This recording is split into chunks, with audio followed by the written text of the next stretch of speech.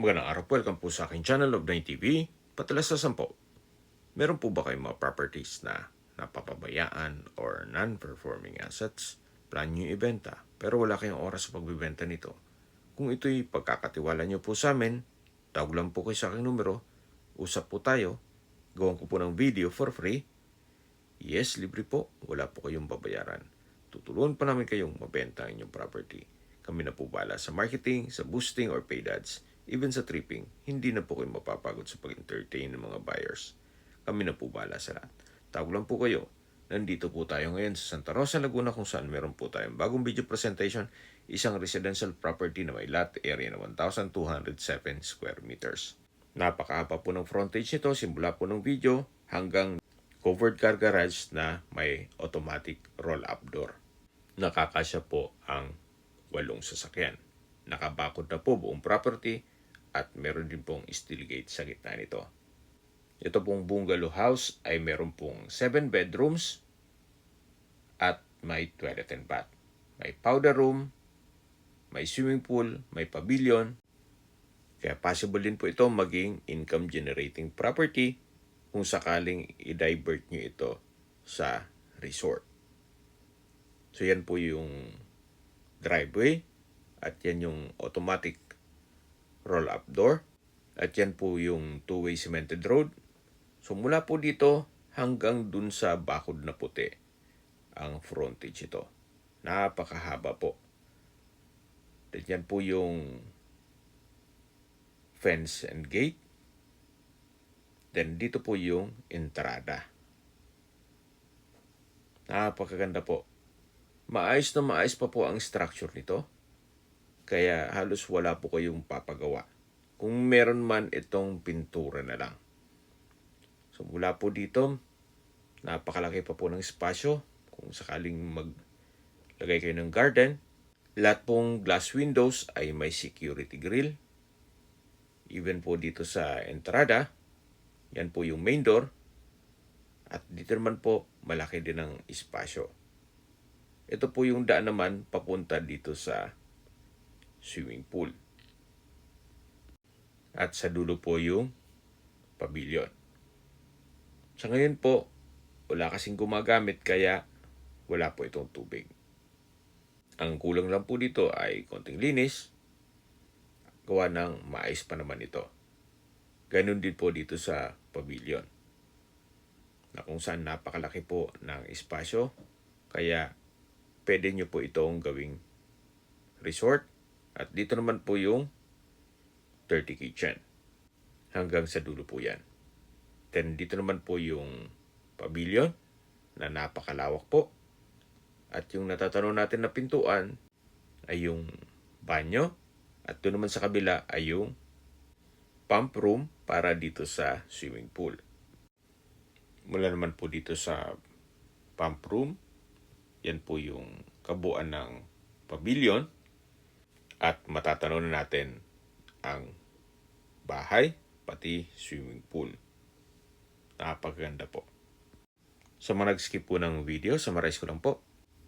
Ito pong property ay nasa Santa Rosa, Laguna. At may lot area na 1,207 square meters. Meron po itong mini mansion na may 7 bedrooms with toilet and bath.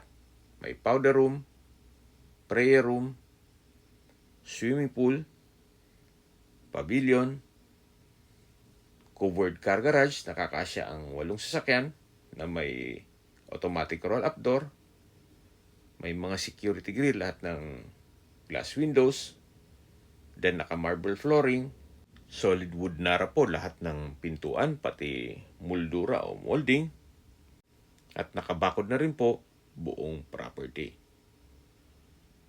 Tungkol naman po sa dokumento nito, ito po'y titulado. Kaya wala po kayong maging problema sa documentation o sa transfer ng title. Ito po'y nasa loob na isang subdivision na wala namang gaanong restrictions. Kaya wala pong problema kung sakaling gawin nyo itong private resort. Kung ayaw nyo mang magnegosyo at malaking pamilya kayo, maganda rin po ito para sa inyong retirement. Yan po yung balkonahe. At ito naman po yung entrada dito sa gilid ng bahay. Kung saan ito na po yung hallway na naka-marble flooring. Hanggang sa dulo na po yan doon sa may kusina. Check po muna natin itong first bedroom. Napakalaki po ng espasyo. Ito pong bed frame at bedside table. Even yung coffee table ay made of Nara. Then naka-ceiling cove design. May dalawang sliding glass window. Wood parquet. Then meron din pong wardrobe at dresser. Ito pong mga pintuan ay Nara po yan. At meron din pong wooden carved design. Napaganda po. Ang likod po nito ay setback. Kaya meron pa rin pong natural ventilation. Check po natin dito sa walk-in closet. At dito naman po yung shower enclosure. Naka-marble wall. Even itong flooring. Ang ginastusan po ni owner. Dito naman po mayroon pong marble bathroom countertop. At dito po sa dulo ganun din po. From floor to ceiling na marble walls. At yan po yung water closet. Ito naman po yung walk-in closet. From floor to ceiling din yan. At yan po yung wooden carved design na pintuan. At labas po tayo para check natin yung ibang kwarto. Balik po ulit tayo dito sa hallway. Yan po yung way papunta sa swimming pool. Na kung saan galing tayo dyan kanina. At ito naman yung papunta sa living area, dining area, kitchen, hanggang dun sa garahe. Check po natin itong second bedroom. Ito pong pintuan ay naka-Nara wooden carved design. Then napakalaki po ng espasyo. May ceiling cove design, may center lamp. Maayos din ang pintura. Meron pong dalawang sliding glass window with security grill. Nara din po itong bed frame at bedside table, may coffee table, may window type aircon, at may sariling toilet and bath. Naka-marble bathroom countertop. Meron pong water closet, shower enclosure. Hanggang dito po ay from floor to ceiling po ang marble walls. Napakaganda po. So, lalabas po tayo. Napakaganda po ng disenyo nitong pintuan. At yan po, tunghen nyo po. Sa dulo po ay meron pong wardrobe, may drawer and dresser. Halos same bedroom design. At naka-wood parquet na rin po dito. So, labas po tayo at lipat po tayo dito sa pangatlong kwarto o third bedroom na napaganda rin po ng disenyo nitong Nara wooden door. Sa spasyo, napakalaki po. Maayos ang pintura ng ceiling at wall. Then meron pong sliding glass window with security grill. Made of Nara din itong bed frame, then bedside table, even itong coffee table. Meron ding wardrobe, then drawer and dresser. Ito pong flooring ay wood parquet na rin. Ito pong wardrobe ay maayos din po. Wala po kayong ipapagawa dito. Meron din po itong sariling toilet and bath. So, ganun din po. Ito pong countertop, marble. Even itong mga walls, may water closet, shower enclosure, at may shower. Kahit po sabihin nating luma na ang marble, pero mas matagal naman po yan kesa sa mga tiles ngayon. Pero depende pa rin yan sa inyo pag na-acquire nyo ito kung gusto nyo papakbak at palitan ng tiles. Labas po tayo dito sa pangatlong kwarto. Yan po yung second bedroom, yan ang first bedroom, at ito po yung daan papunta sa swimming pool. Ang kandahan po dito sa property to, kung meron man po kayong mga senior citizen o PWD sa pamilya, kahit along kwarto po, pwede po sa kanila. Ito na po yung fourth bedroom. Ganun din po, napakalaki ng espasyo. Naka-wood parquet itong flooring. May sariling sliding glass window with security grill. May window type aircon, maayos ang ceiling, pati wall. Then made of Nara din itong bed frame, even itong bedside table, pati drawer and dresser. At from floor to ceiling po itong wardrobe. Itong mga pintuan po ay solid wood Nara with carvings. Then meron din po itong sariling toilet and bath. Halos same design lang po nung mga nauna. May bathroom countertop, shower enclosure, at solid po itong marble flooring at walls. Napaganda po. At ito pong toilet fixtures ay maayos din po. Kaya wala naman po kayong ipapagawa dyan. So labas na po tayo. Balik po ulit tayo dito sa hallway. Ulitin ko po, yan po yung papunta sa swimming pool. At yan yung mga kwarto. At dito naman po yung entrada ng bahay o main door. Solid wood Nara po yan. Mula po dyan, mapapansin nyo, maayos ang ceiling, pati itong walls.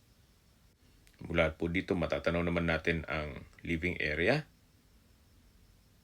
At dito naman po yung prayer room, na kung saan ito yung naka-marble flooring at malaki naman ang espasyo nito. Naka-ceiling cove design, then sa dulo po ay may window. Pwede rin pong i-convert ito sa office o another room. Depende po sa inyo. Yan po ulit yung main door. Then dito po sa hallway ay marble flooring na rin. So mula po dito, lipat tayo sa living area o salas. Napakaganda po ng disenyo nitong ceiling. Wooden carved na Nara. Napakaganda po.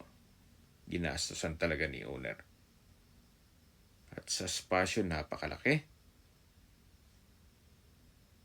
Marble flooring na rin. Then sa dulo, meron pong malaking sliding glass windows with security grill. Ito pong mga sofa o sala set ay made of Nara. At dito naman po yung pang-limang kwarto o fifth bedroom. Naka-wooden carved design itong wooden door. Then sa spasyo, malaki din po. So, ganun din po. Meron po itong dalawang bedside table, bed frame, coffee table, na made of Nara, maayos ang ceiling, pati walls, na wood parquet, meron pong wardrobe, at drawer and dresser made of Nara. So, labas po ulit tayo para ma-check natin ibang parte nitong bahay. Nandito po ulit tayo sa living area. Napakalaki po ng espasyo. Meron po ditong chandelier at napaganda pong pagmasdan nitong wooden carved design na ceiling.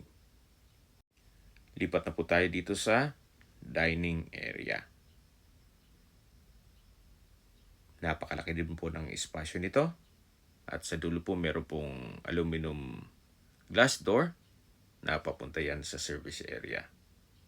Meron po itong dining set made of Nara. Meron din po ditong breakfast nook. Naka-marble countertop. At ito po yung tinutukoy ko na service area kung saan kailangan po ng retouch. Pero sa structure, maayos na maayos pa po. Hanggang sa dulo na po yan papunta sa swimming pool. Dito po sa side, pwede pong gawing upuan. At yan po yung mga bintana o windows ng mga kwarto. Balik po ulit tayo dito sa loob. Yan po yung dining set. At meron din pong ceiling cove design. Ito pong structure, maayos. May wall-mounted cabinet. At sa spasyo naman po, napakalaki na itong spasyo nitong formal kitchen. May kitchen drawer, range hood, spasyo ng gas range. Meron pong kitchen drawers and cabinets. Dito naman po yung double stainless sink with faucet. Meron din po itong kitchen window na napakalaki po. At yan po naman yung access door papunta sa garahe o covered car garage na galing na tayo dito kanina. At mula po dito, sa dulo po ay meron pong maid's quarter o maid's room. At yan po yung automatic na roll-up door. Balik po ulit tayo dito sa loob at check natin yung pang-anim na kwarto. Mula po dito sa living area, ito po yung last bedroom, kung saan napakalaki din po ng espasyo nito. Meron pong dalawang window glass, maayos din ang ceiling, pati walls, at may access door po ito papunta dito sa harapan ng bahay. Ito po yung tinutukoy ko na pwedeng gawing garden. At sa likod niyan yung garahe. At yan naman po yung main door. So balik ulit tayo dito sa loob. Naka-marble flooring na rin po ito. Then solid wood nara itong pintuan. At dito po sa labas ay meron pong common toilet and bath, na kung saan ito ay naka-marble walls at bathroom window. So ito po ulit yung dulo ng hallway. Yan po yung living area, dito yung dining area at formal kitchen, na kung saan galing na po tayo dito kanina. Balik po ulit tayo dito sa labas. Yan po, tunghayin nyo po itong kabuuan ng property. At habang pinagmamasdan nyo po ito, pag-usapan na natin ang distance, location at travel time. Mula po sa City Hall ng Santa Rosa at public market, even sa schools gaya ng Polytechnic University of the Philippines, ang distance is 1.1 kilometer at ang travel time is 5 minutes. Mula naman po sa Our Lady of Fatima University, ang distance is 2.9 kilometers at ang travel time is 9 minutes. Mula naman po sa Santa Rosa Community Hospital, ang distance is 1.4 kilometers at ang travel time is 6 minutes. Yan po yung lagi kong binabanggit sa aking video na dapat nyo i-consider sa paghanap ng property, yung meron pong malapit na hospital. Hindi ko naman po sinasabing sakitin kayo. Yan naman po ay for emergency purpose lang naman. At mula naman po sa South Luzon Expressway Santa Rosa exit, ang distance is 6.4 kilometers at ang travel time is 19 minutes. Mula naman po sa Manila o sa airport, ang distance is 31 kilometers at ang travel time is 1 hour and 15 minutes. Okay, sa presyo na po tayo. Binebenta po ito ni owner sa halagang 20 million pesos, which is fair deal na rin. Sa laki nitong lupa, o sa lupa pa lang, medyo may lasa na ang presyo. At tungkol naman sa building, maayos pa naman, pati structure, even yung swimming pool, fair deal na rin po. Gawa ng, pag nagpagawa po kayo ng ganitong kalaking bahay, kasama swimming pool, malamang hindi po aabot ang 20 million ninyo. Yan naman po ay opinion ko lang naman. So, depende pa rin yan sa assessment nyo dito sa property. Okay, given na yung luma na, pero maayos pa naman po ito. Kung bibili ka lang naman ng mga brand new na bahay na 200 square meters na worth 15 million, abay, dito na po ako sa 1,207 square meters na mini mansion with swimming pool. Kung may mga katanungan po kayo, tawag lang po kayo sa aking numero. At sa mga kababayan naman natin na sa ibang bansa, meron po akong Telegram. Sa mga iPhone user naman, may iMessage. Meron din pong Imo, Skype, Viber at WhatsApp. Same number lang po, 0917-316-3399. Sa mga nagtatong naman po ng aming Facebook, meron po aming Facebook page na Nov9TV at Facebook Reels video. Meron din pong TikTok at Instagram. May ibang YouTube channel kami, gaya ng The Nov9TV channel at Nov9TV Listings. Sana po naibigyan yung aming video presentation. Paki-like and subscribe na lang po sa aking channel para ma-update din po kayo sa aking future listings. Kung sakali po hanap nyo yung mas malaking sukat ng lupa, meron din po kami ibang listings na pwede nyong pagpilian. Huwag po kayong mag-atubiling tumawag sa amin, then let us know your budget para malaman namin kung anong property pwede namin alok sa inyo. Sa lahat pong viewers, subscriber at nagtiwala po sa amin, salamat po sa suporta. Ingat po kayo lagi at yung pamilya. Maraming salamat po.